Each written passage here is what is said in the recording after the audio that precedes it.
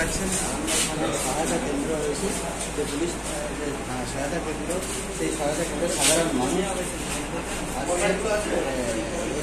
আসছেন, এলাকার মানুষ একত্রিত হচ্ছে, তার বিষয়ে আলোচনায় এসেছেন।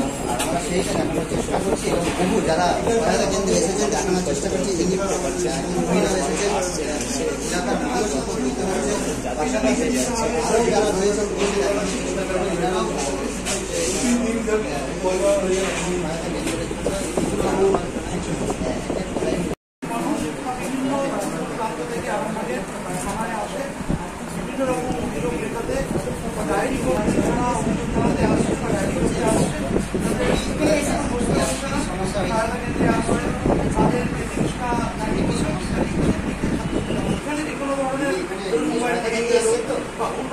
আমরা দেখুন আরামবাগ থানায় একটা সহায়তা কেন্দ্র করেছে।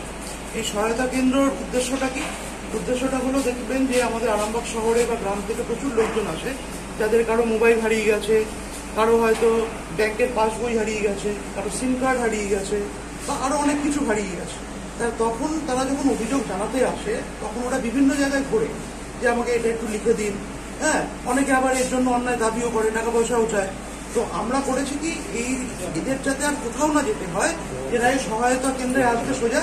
আমরা একটা ফরম্যাট করেছি যে কারো যদি সিম চুরি হয় তার জন্য একরকম ফরম্যাট, কারো যদি ব্যাংকের পাসবই হারিয়ে যায় তার জন্য একটা ফরম্যাট।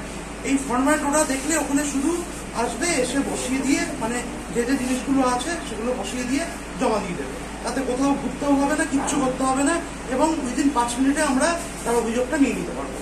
এটা মানে শুধু আরামবাগের মানুষের জন্য না, যে কোনো মানুষ, পথ চলতি মানুষ, বিপদে পড়লে তারা আসে?